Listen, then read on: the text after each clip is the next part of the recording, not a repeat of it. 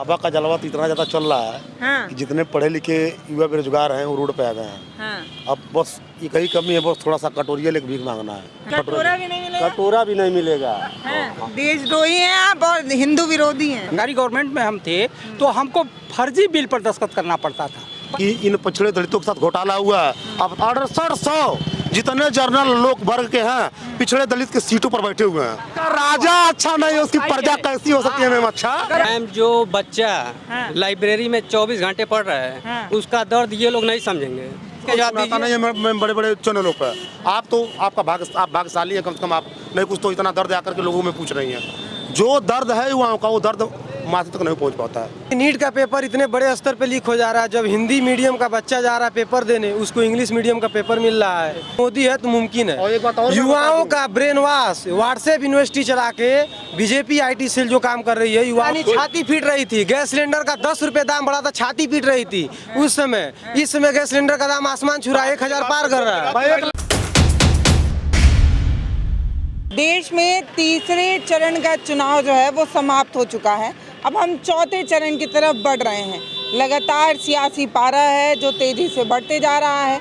सभी पार्टियां जनता को अपनी तरफ करने की कोशिश कर रही हैं। अभी हम बांसगांव लोकसभा सीट पर मौजूद हैं।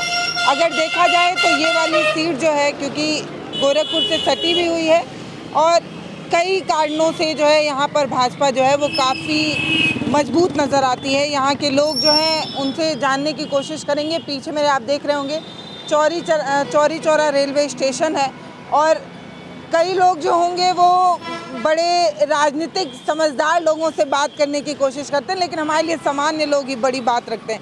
चाचा, वोट डालते हैं कि नहीं? वोट डालते हैं। किसको डालते हैं? हाँ? किसको? मोदी तो हरदम डालते हैं। मोदी को। कहाँ है? अब कहाँ है बतावा या कुछ कोई काम जो बढ़िया लग रहा हो, मोदी जी की किसी योजना से आपको लाभ मिला हो? कौन लाभ मिलता? हम सड़कें बना बैठे पाते, कौन लाभ मिलता? सरकार बनवले कौन कौन लाभ मिलता मन के?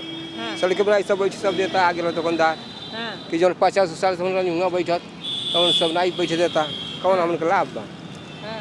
कुछ नहीं लाभ बा। तब काहे मोदी के देत हुआ? अरे दिया गए न पहले, अब जब दिया होगा और इस बार? हाँ? इस बार दिमाग में क्या है? दिमाग में इस बार क्या है? हमर के जो दिमाग में हमर के बने थे, जौन बा हमर के दिमाग तो धैले बने थे दिमाग। पर बांसगांव में भाजपा बहुत मजबूत है और दूसरे नंबर पे बसपा मजबूत है, तो किधर जाएंगे?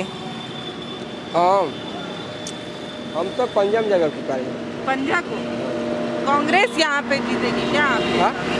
कांग्रेस का कौन सा काम बढ़िया लग रहा है? अरे कौन करे ना करे, का करिए? बहुत दिन समय देखा जाता है 10 साल से कितना दिन समय देखा जाता है कि भाजपा को देख रहे हैं कि सड़कें में सब बैठे पा होता गरीब आदमी, ये तो हाल बा।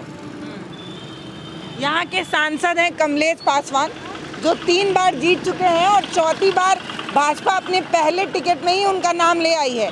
क्या लग रहा है इस बार? अरे भाई इस बार तो हम लोग तो देंगे पंजाब को। क्यों भैया? क्या करें, सब बहुत महंगा। उधर देखिए राम जी की तस्वीर लगा दी गई है उस मंदिर में, घुमा के दिखाइए। क्या किया जाए, महंगाई से हम लोग तबाह है। महंगाई बहुत ज़्यादा, बहुत परेशानी से झेल रहे हैं। अच्छा। तो बांसगांव तो जो कहते हैं लोग कि भाजपा यहाँ बड़ी मजबूत है, बाबा जी की वजह से भी मजबूत है, और यहाँ पे जो कमलेश पासवान है महंगाई पर बाबा जी नहीं ध्यान दे रहे हैं। महंगाई के बताइए, दवा पर GST, जो पढ़ने वाली किताब है उस पर GST, हर चीज़ पर GST है। बताइए कैसे आदमी जिएगा बताइए? आदमी को तो आपको लगता है कि भाजपा महंगाई पे काम नहीं कर रही, इसलिए आप जो है अपना मत पर ध्यान नहीं दे रही है, तबाही मचा गया महंगाई से। हाँ, यही परेशानी। तो कांग्रेस क्या करेगी? अरे कांग्रेस तो इससे बढ़िया, मतलब कांग्रेस इतना GST तो इतना नहीं लगाई है। हाँ, इतना परसेंटेज GST लगा दिए हैं। कांग्रेस से उम्मीद है आपको? हाँ। ये क्या कह रहे हैं भैया? कह रहे हैं कि भाजपा जो है महंगाई बढ़ा रही है। हाँ, सही बढ़ा रहे हैं। सही बढ़ा रहे हैं। तो कौन आएगा इस बार बांसगांव? सदर प्रसाद। सदर प्रसाद वो आ रहे हैं? क्यों? क्योंकि ठीक है, इनका 3 बार देखा जा चुका है। बाबा का जलवा नहीं चल रहा है क्या भैया? बाबा का जलवा तो इतना ज़्यादा चल रहा है हाँ कि जितने पढ़े लिखे युवा बेरोजगार हैं वो रोड पे आ गए हैं। हाँ अब बस एक ही कमी है, बस थोड़ा सा कटोरिया लेके भीख मांगना है, हाँ। और वो भी कुछ दिन के बाद देखने को मिल जाएगा। कटोरा भी नहीं मिलेगा? कटोरा भी नहीं मिलेगा। हाँ। हाँ, कटोरा भी नहीं। क्या बात है, अभी हम यहाँ पे आ रहे थे तो लोग कह रहे हैं कि बास गांव में भी कोई चुनावी सभा हो सकती है क्या, कोई जनसंपर्क हो सकता है क्या? इधर तो बाबा का ही जलवा है, कमलेश पासवान का। बाबा जी का जलवा रहेगा क्योंकि हम लोगों के वोटों से सींचा गया था बाबा जी को। हम लोग एक एक वोट दे करके बाबा जी को उस तक पर पहुंचाए थे, ताकि बाबा जी हम लोग को गरीबी दूर करेंगे, बेरोजगारी दूर करेंगे और शिक्षा में हम लोग को उचित स्थान देंगे, जगह देंगे। लेकिन देख लीजिए, आज हम पढ़े लिखे हैं, हमारा 6800 का एक मामला है उसमें फंसा हुआ है, लेकिन आज तक उसका उद्धार नहीं हुआ। केवल कोर्ट पर कोर्ट खेला जा रहा है, लेकिन अभी तक वहाँ से कोई उम्मीद नहीं है। हमने इस बाबा जी को वोट दे करके, पूरा मेरा परिवार वोट दे करके जिताया था, लेकिन मैं बाबा से सवाल पूछना चाहता हूँ, आखिर क्या हम लोग का पिछड़े दलित होना गुनाह है? क्या पिछड़े दलित हो करके हम लोग जो है कि आज नियुक्ति नहीं मिल रही है, तो पिछड़ी दलितों में, जातों में क्या जन्म लेना गुनाह है? हम पिछड़े दलित के आते हैं। आप युवा किस तरफ जाएंगे? युवा कांग्रेस की तरफ जाएंगे, बसपा की तरफ जाएंगे, या हार मानकर भाजपा की तरफ? देखिए, हमको जितना उम्मीद था इस सरकार से, हमको उम्मीद मिला नहीं। अब राम राम कहना तो हमसे हो नहीं पाएगा, पेट भरा नहीं मेरा, तो कब तक मैं राम राम कहूँगा? देशद्रोही हैं आप और हिंदू विरोधी हैं। नहीं, हम देशद्रोही नहीं हैं। हैं? कह रहे राम का नाम नहीं ले पाएंगे। क्यों नहीं लेंगे? लेंगे, सब कुछ लेंगे। नहीं लेंगे, नहीं। सबसे पहले हमारा जो काम है, हमको पेट भरना है, रोजी रोटी हमको चाहिए, यही नहीं चाहिए? पेट नहीं भरा रहेगा तो राम नाम कैसे लिया जाएगा? आप ही बताइए ना। जिसके पेट में चारा ही ना हो, राम राम कैसे ले सकता है? हम कहाँ भगवान के विरोधी हैं, लेकिन हमारा पेट भरे तब मैं भजन करूँ। भूखे भजन ना हो, तुम्हें भूखे कभी भजन नहीं हुआ है आज तक ले, और जो लोग भूखे भजन करते हैं वो झूठ बोल रहे हैं। बेगर पेट में चारा हुए कभी भजन नहीं हो सकता। तो मैं इस सरकार से कहना चाहूँगा कि इस सरकार को हमने वोट दे करके, ताकि हम पिछड़े दलितों को न्याय करें, लेकिन आज तक ले 69,000 में 6800 का घोटाला हुआ, अब तक इस सरकार ने न्याय नहीं दिया। मैं कहना चाहता हूँ इस सरकार से कि क्या मैं इसी दिन के लिए वोट दिया था इस सरकार को, कम से कम हमें न्याय दे दिए होते। आज तक 3 महीना हो गया, लेकिन आर्डर रिजर्व नहीं आया। कहा जाता था कानून स्वतंत्र बॉडी है, इससे कोई सरकार से कोई मतलब नहीं है, लेकिन आज भी वो जो न्यायिक विभाग है, जो न्याय में बैठने वाले जितने भी जज हैं, वो भी आज सरकार के अधीन है। ये कम बात नहीं है। हमेशा जिस जज में हम लोग का मामला था, जिस कोर्ट में मामला था, हमेशा 1 महीने के अंदर आर्डर फैसला सुना दिया जाता था, लेकिन आज 2.5 महीना हो गए, अभी फैसला नहीं आया। ये क्या है बाबा जी? इनकी अकेली राय थोड़ी, आप बताइए क्या लग रहा है यहाँ पे? भाजपा सरकार अब रसातल में जा रही है और इसको अब वोट कोई नहीं देगा। मैं निषाद समाज से हूँ, अधिवक्ता हूँ पेशे से। ये हमारे भतीजे हैं संगम सिंह निषाद, और इनकी नियुक्ति 69,000 वैकेंसी में हुई थी, उसमें 6800 का घोटाला किया इन्होंने। घोटाला करने वाली सरकार ने खुद स्वीकार किया था कि ये घोटाला हो चुका है, कहा कि हम नियुक्ति दे देंगे। इन्होंने लिस्ट भी जारी किया। लिस्ट जारी करने के बाद जब नियुक्ति पत्र देने की बात आई तो ये दाव पेच फंसाते चले जा रहे हैं ये, और यहाँ तक कि न्यायालय में भी ये अपना दखल दे रहे हैं हर जगहों पे, अपना महाधिवक्ता नहीं भेज रहे हैं, जिसके वजह से ये अधर में लटका रहा भर्ती। और आज स्थिति यह है कि वो 640 दिन तक लगातार लखनऊ के इको गार्डन में ये सारे आवेदक पिछड़े और दलित समाज से लोग रहे और लगातार धरना देते रहे, लेकिन इस सरकार के द्वारा थोड़ी भी नहीं सुनी गई और इन लड़कों को बार पिटाई किया, लाठी और डंडों से पिटाई किया। आज जनता पिटाई करेगी इन लोगों की। आज जो स्थिति आ रही है, और कांग्रेस इसमें जो, और ये चाहे समाजवादी पार्टी के लोग हैं, ये अपना जो है जो इंडिया गठबंधन किए हैं, हमें लगता है कि इंडिया गठबंधन इस बार चुनाव जीतेगी और ये लोग हारेंगे। लेकिन आप जिनको बोल रहे हैं हारने के लिए, वो 3 बार से जीत रहे हैं, और उनके जीतने का भाजपा को इतना यकीन था कि पहली सूची में ही कमलेश पासवान का नाम आ जाता है, क्योंकि ईवीएम का कमाल है ना। ईवीएम जो कमाल करता है, तमाम हाई कोर्ट और सुप्रीम कोर्ट के लायर रहे हैं आप। मतलब भाजपा को ये यकीन है कि यहाँ से बास गांव से कमलेश पासवान निकाल सकते हैं, तभी तो पहले सीट में उनका नाम आया। तभी तो पिछड़े दलित पीटे जा रहे हैं। पिछड़े दलितों के वोटों से आप कुर्सी पर बैठते हैं महाराज, और आज जो है कि कुर्सी पर बैठे हुए हैं, कम से कम थोड़ा सा भी तो शर्म करना चाहिए पिछड़े दलितों के। आप ईवीएम का कम लेकर के हटा दीजिए ना ईवीएम, अभी पता चल जाएगा दूध का दूध और पानी का पानी। जहाँ हार जाते हैं वहाँ ईवीएम का रोना रोने लगते हैं, और जहाँ जीत जाते हैं वहाँ ईवीएम की बात ही नहीं करते हैं। क्या लग रहा है? कौन पार्टी? भैया कह रहे हैं कि ईवीएम में झोल है। नहीं नहीं, वो ईवीएम नहीं व्यवस्था रहेगी इतनी बढ़िया, तो ऐसी जनता इतनी मास है, बड़ी है कि बैलेट पेपर से इलेक्शन कराना संभव है और अनियमितताएं ज़्यादा होंगी, इसलिए ईवीएम जरूरी है। ईवीएम क्या लग रहा है यहाँ पे, क्या किस तरफ बयार, किस तरफ बयार? अब यार तो देखिए, शिक्षित अशिक्षित की बात है। समाज में हम तो सरकारी गवर्नमेंट में थे, अब रिटायर हो गए, पब्लिक हो गए, लेकिन इस सरकार में जो सुविधाएं मिली वो सुविधा किसी सरकार में नहीं थी। कौन सी सुविधा मिली? अब हम जैसे अभी सरकारी गवर्नमेंट में हम थे तो हमको फर्जी बिल पर दस्तखत करना पड़ता था, पैसे पेड कराए जाते थे, कॉन्ट्रैक्टर ज़बरदस्ती गुंडई करता था। इस परिवेश में जब मैं रिटायर हुआ तो इस सरकार में हमको सुविधाएं ये रही कि कम से कम कॉन्ट्रैक्टर डरता था और सुविधाजनक जो है हम लोग काम करते थे। ये स्थिति, कोई भी गलती करता था उसको पनिशमेंट किया जाता था और काम करने की सुविधा हम लोगों को मिली। ये चीज़ रहा, मानकता हमारी अच्छी। बाबा जी को नहीं पता है कि आप बता दीजिए कि 69,000 में 68 घोटाला हुआ है। हम शिक्षक अभ्यर्थी हैं, तो दिला दें। बाबा जी से मैं कह रहा हूँ कि हमारी जो लिस्ट में नाम है ना, हमको विद्यालय में भेजा जाए। हमने टेट की परीक्षा पास किया, सुपर टेट की परीक्षा पास किया। सरकार ठीक है, लेकिन नौकरी के बारे में तो उठा के देख लीजिए कितना ग्राफ नीचे है। युवाओं के साथ क्या किया जा रहा है? कह रहे नौकरी पे तो भाजपा फेल है और महंगाई पे। नहीं, नौकरी में हम ही थे, हमारे पास बीटेक लड़के आए थे। आपके पास सरकारी नौकरी थी, है तैयारी करने वाले पास आए लड़के जिन क्वालिफाइड थे, जो अच्छे लोग हैं, उनको नौकरी मिल रही है। अरे भाई, अरे पढ़े पिछड़ा वर्ग आयोग रिपोर्ट देता है कि हमने गलती किया। सरकार ने भी माना हम गलती किया।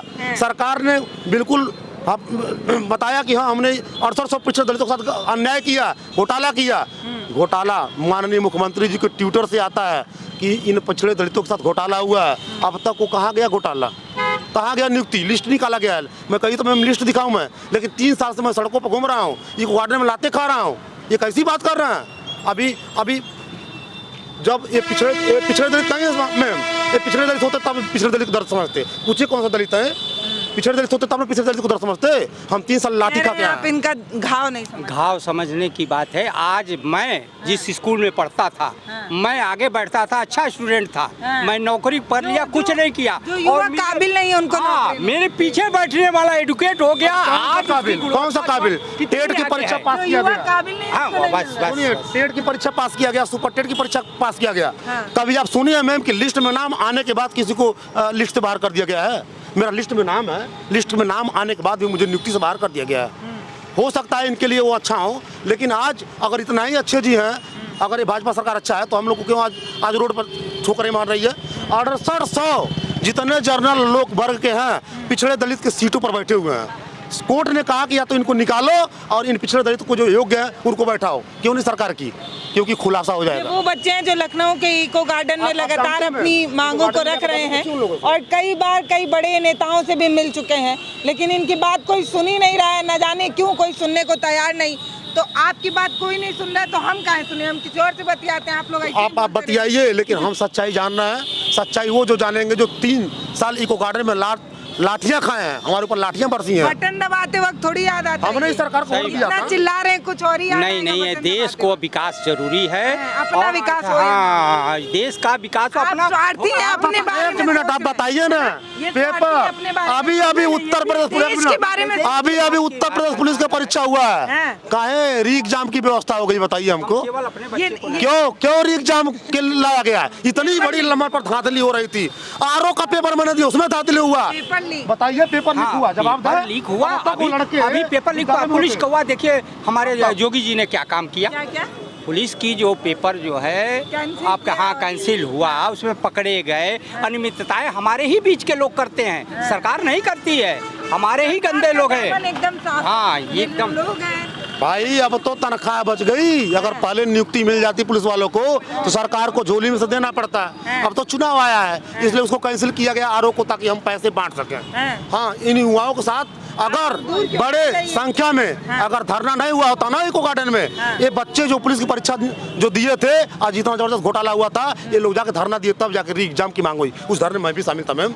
धरना देना पड़ता है कोई परीक्षा कराने के लिए, कोई नौकरी के लिए नहीं। कभी आप सुने हर पेपर में धरना, हर पेपर में धांधली, हर पेपर में जो है कि घूसों पर घूस हो रहा है। अब पिछड़े दलित उतना पैसा नहीं रहेगा, कैसे घुस देगा? पेपर लीक पे कह रहे हैं। हाँ, दो पेपर पेपर लीक में हमारे जितने आपस के ही लोग हैं, माफिया हैं, वही लीक करते हैं। सरकार नहीं लीक कराती है, सरकार तो व्यवस्था करती है। सरकार का काम तो होता है ढंग से काम कराए, पेपर वर्क ठीक से कराए। ये बताइए, इसका राजा अच्छा नहीं है, उसकी प्रजा कैसी हो सकती है मैम? अच्छा, अगर आपको राजा बना दिया अच्छा जाए नहीं जिसका, उसकी प्रजा कैसे अच्छा हो सुरक्षा सकती है? करने के लिए आपको बना दिया जाए, अभी भक्षक हो जाए, तो सरकार की उसमें कौन सी गलती है? पनिशमेंट आपको दिया जाएगा, उसकी व्यवस्था की जाएगी। बताइए किसको पनिशमेंट मिला है? जब पेपर लीक हुआ कितने लोग को जेल भेजा गया है? हमें बता दीजिए। देखिए, जाइए अब उसको पता करिए, देखिए कितने लोग। हम तो यहाँ है में भी घोटाला हुआ, आरओ में भी घोटाला हुआ, पुलिस पेपर में घोटाला हुआ, किसको जेल में भेजा के बताइए? हमारे साथ 69,000 में डीजे बजाने वाला 150 में 149 नंबर पाया, डीजे बजाने वाला, लेकिन उसको राष्ट्रपति और प्रधानमंत्री का नाम नहीं पता था, लेकिन आज वो नौकरी कर रहा है और हम आज दरे दरे ठोकरे खा रहे हैं। ये है शिक्षा नीति। पहले हमारे जमाने में, जिस समय मैं हाई स्कूल पास किया था, इक्का दुक्का कोई फेल होता था। आज के जमाने में इक्का दुक्का पहले पास हुआ करते थे और आज के जमाने में इक्का दुक्का कोई फेल हो रहा है। अरे बिल्कुल भाई, ये पहले के दर्द जमाने के में मारे इक्का हुए दुक्का, हैं, ये दर्द के मारे हुए हैं। इनको सुविधाएं नहीं मिली, इनकी मानवता को सरकार ने नहीं समझ पाई। उस दौर में ये नहीं जीत पाए, रेस लगी हुई थी, ये पीछे रह गए, आगे दूसरा निकल गया। परेशानी इसी बात की हो गई है। अब इस बेचारे का दर्द जो है, मेहनत करें, आएगा। अगर कहीं से कहीं नहीं मिला तो एक पान की दुकान भी अगर मेहनत से करेगा तो आदमी करोड़ों का आदमी बन सकता है। पिछड़े दलित वर्गों के साथ 6800 को लिस्ट निकाला गया, ये बताते हुए कि इनके साथ अनदेखा किया गया है। माननीय ट्विटर से, हैंडल से सारे अधिकारी माने कि हमने इसमें अनियमितता पाई गई है, फिर लिस्ट निकाला। रिवाइज के बाद आज वो लिस्ट पड़ी की पड़ी रह गई है। आज कोई उसको सुन नहीं रहा है, क्योंकि अगर ये नियुक्ति दे देंगे तो उनका पूरा खुलासा हो जाएगा कि हमने गलती किया है और मानना पड़ जाएगा। ये कहाँ का न्याय है मैम? जो लोग अधिकारी, शिक्षा द्विवेदी, जो खुद बोल रहा था कि भाई इन लोगों के साथ अनियमितता बरती गई है, गड़बड़ी हुई है, आज शिक्षा मंत्री घूम रहा है। शिक्षा मंत्री घूम रहा है, उसको जेल में होना चाहिए। कहाँ गया शासन प्रशासन? उसको जेल होना चाहिए ना। जो लोग गलत करते हैं उनको जेल होना चाहिए ना। कहाँ गई गलती? ये बात आप अच्छी तरह जानते हैं। अब मैम आप ही को गार्डन भी गई हैं, मुझे पता है। आप सारे युवाओं का दर्द देखती हैं। हम लोग रोते हुए गए हैं और रोते हुए आए हैं। ये दर्द है, ऐसा नहीं है मैं इस सरकार को वोट दिया हूँ, मेरा पूरा परिवार वोट दिया है। मैं निषाद समाज से हूँ, मैं मल्लाह समाज से हूँ। श्रवण निषाद को मैं यहीं से चौरी चौरा का विधायक मैं बना के भेजा था। लेकिन क्या हम इस सरकार का विरोधी थोड़ी हैं? लेकिन हम विरोधी उसके खिलाफ हैं, उस सरकार के खिलाफ हैं जो हमारे हक का मार ही करेगा। उस हर एक सरकार के मैं विरोध में हूँ जो युवाओं को लाकर रोड पे खड़ा होगा। क्या लग रहा है भैया, आप लोग सुन रहे हैं और भाग क्यों रहे हैं? क्या लग रहा है, यहाँ का माहौल क्या है? देखिए, हम लोग बस मोदी का चेहरा देख के ही हम लोग दिमाग में रखे हैं, बाकी और कोई मतलब नहीं है हमारा। यहाँ के सांसद कोई भी हो, कोई मतलब नहीं? हम लोग बस मोदी का चेहरा हम लोग देख के। अच्छा, तो जब आपके क्षेत्र में कोई परेशानी होगा तो मोदी जी के साथ कांटेक्ट करेंगे या सांसद को? सांसद को ही करेंगे। तो सांसद ऐसा नहीं है कि हम लोग तो भाई बुलाते तो आते भी हैं, सुनते भी, ऐसा नहीं है नहीं सुनते हैं। अब हर आदमी का अपनी अपनी एक व्यक्तिगत संभावना है कि किसकी सुनते हैं किसकी नहीं सुनते हैं, तो वो जाने। आपका अपना मुद्दा क्या है? आप युवा दिख रहे हैं, एक युवा नौकरी की बात कर रहे हैं। आप क्या कहना चाहते हैं? सबको नौकरी चाहिए, सबको नौकरी चाहिए, और नौकरी सबको पॉसिबल है नहीं। वर्क कोई करना नहीं चाहता है। अभी आप कहीं चौराहे पे जाइए, अगर काम के लिए अगर किसी से पूछिए, नहीं हम क्या काम है, करना क्या है, तो काम तो है लेकिन आदमी करना नहीं चाहता। सबको नौकरी चाहिए और ये पॉसिबल है नहीं। नौकरी तो क्या करें, घर बैठ जाएं? नहीं, बहुत सी ऐसी काम है कि जो आदमी कर सकता है। हम बिजनेस है, वर्क है, बहुत कुछ ऐसे है, जरूरी नहीं कि सब नौकरी के भरोसे ही रह जाए। ये कोई रीजन नहीं। हमारी बगल में बिजली घर है, हम संविदा लालमैन है यहीं पे। अभी आपको देखे तो वहीं रुके हैं, आप चर्चित भी हैं, आपको काफ़ी यूट्यूब पे देखे भी हैं हम। तो यहाँ पर टोटल हम लोग भी भाजपा ही हैं, बीजेपी। मोदी के चेहरा देख के वोट देते हैं। मुद्दा क्या है? मोदी का चेहरा तो अपने आप में पॉपुलर है। आपका अपना विकास किया, विकास मतलब जो विकास मतलब रोड जो विकास तो जो हुआ है सो हुआ है। जो हम अपना पर्सनली बताएं तो हमारे आवास पास हुआ है, गैस भी मिला है हमको, लैट्रिन बाथरूम की प्रॉब्लम थी वो भी मिली है। ये तीनों चीज़ हमको मिली हुई है। अभी चलेंगे तो मार्केट में हमारा घर है, दिखा देंगे। इनके 4 घर बगल में ही हमारा घर है, ये भी बता सकते हैं, हमको एकदम सामने है। तो भाजपा से हमको सुविधाएं मिली, उसके वजह से मिलना सबको मिलता है, और जो मिलता है उसकी बात कोई चर्चा नहीं करता है, नहीं मिलता है जिसको वही बेचर्चा करता है। भाई हम कह रहे हैं 10 में से 8 मिलते हैं, 2 नहीं मिलते तो वो जायज़ वाली बात तो कुछ ना कुछ कहेंगे ही कहेंगे। रही बात नौकरी की तो ऐसे हमारे सबको बोलिए बोलिए। मैम जो बच्चा लाइब्रेरी में 24 घंटे पढ़ रहा है उसका दर्द ये लोग नहीं समझेंगे। कौन नहीं समझ रहा है? जो लोग ये बोल रहे हैं लोग कि बेरोजगारी नहीं ये है, देखिए भैया बोल रहे हैं, सुनिए ना भैया क्या बोल जमीनी रहे हैं? स्तर पर मैम कुछ नहीं है, और सिर्फ ऊपर से 60,000 वैकेंसी यूपी पुलिस का आया है, और बोले थे लोग बहुत बड़ी वैकेंसी आई है। 60,000 वैकेंसी आई, उसका एग्जाम हुआ, फिर निरस्त कर दिए लोग। हम लोग गए थे इको गार्डन, वहाँ से आए हम लोग दर्द जानते हैं। हम लोग 24 घंटे लाइब्रेरी से आ रहे हैं मैम। देखिए चलिए आपको दीदी कहते हैं टिफिन, हम लोग टिफिन खाते हैं, उसी में पढ़ते हैं दिन रात। ये लोग बंदर जैसे ये बांध कर घुमाते हैं, ये दिखाते हैं लोग, वो वाला हम लोग काल किए हैं सब। जैसे ये बंदर नहीं लेकर आते हैं लोग गांव में ये घुमाने, वही हम लोग का बांध दिए सब, घुमा रहे हैं सब एकदम जैसे करना है वैसे। हाँ जैसे तमाशा दिखाया जाता है हाँ, बनने में। वैसे तमाशा हम लोग का बनाए हैं ये लोग। हाँ ये भैया क्या कह रहे हैं सुनिए। वो भैया कह का रहे बात हैं, नहीं, ये भाजपाई युवा लोग- काम ही नहीं करना ये चाहता। भाजपाई लोग हैं। ये भाजपा हाँ भाजपाई एकदम प्योर भाजपाई हैं। भाजपाई को युवाओं का दर्द नहीं दिखता है क्या? नहीं क्यों ना, हम भाजपा ही नहीं कुछ, हम तो जो व्यक्तिगत है वही मैं बात रख रहा हूँ। हाँ। जिसका बच्चा पढ़ाई कर रहा है हाँ। वो आदमी अगर खुश हो तो हमसे कहिए, आप रिपोर्टर है ना, आपकी रैंक 161वां है पूरे विश्व में। आप ये बताइए, आप अनुभूति कर रहे हैं जैसे एकदम मतलब कि हाथ सीना चौड़ा करके हम पत्रकार हैं, ऐसा महसूस कर रही हैं? बताइए, आप जवाब दीजिए। तो हमारी वजह से थोड़ी है। नहीं तो क्यों नहीं, आप ही लोग हैं। आप वो वीडियो तो बिल्कुल नहीं डालती हैं जो खिलाफ में हो, आप बताइए ना। ऐसा नहीं, ऐसा ही है। आप चैनल देख लीजिए, आप चैनल बताइए। देख सकते हैं। आप चैनल देख मीडिया है, केवल आपको नहीं बोलना, हम लोग पूरे भारत की मीडिया है। 161वां रैंक पर है, कैसे क्यों है बताइए, इसका जवाब दीजिए। नहीं है मैं बड़े बड़े चैनलों पर। आप तो आप भाग्यशाली है, कम से कम आप नहीं कुछ तो इतना दर्द आकर के लोगों में पूछ रही हैं। जो दर्द है युवाओं का, वो दर्द माथे तक नहीं पहुंच पाता है, उसको गोदी मीडिया को नीचे दबा दिया जाता है। अभी मैम चुनाव हो जाएगा तो चुनाव के बाद ये लोग पेपर का सारा पेपर रोके हैं लोग, रेलवे आरआरबी ग्रुप डी, ये सब एनटीपीसी, नीट का भी पेपर लीक हुआ है।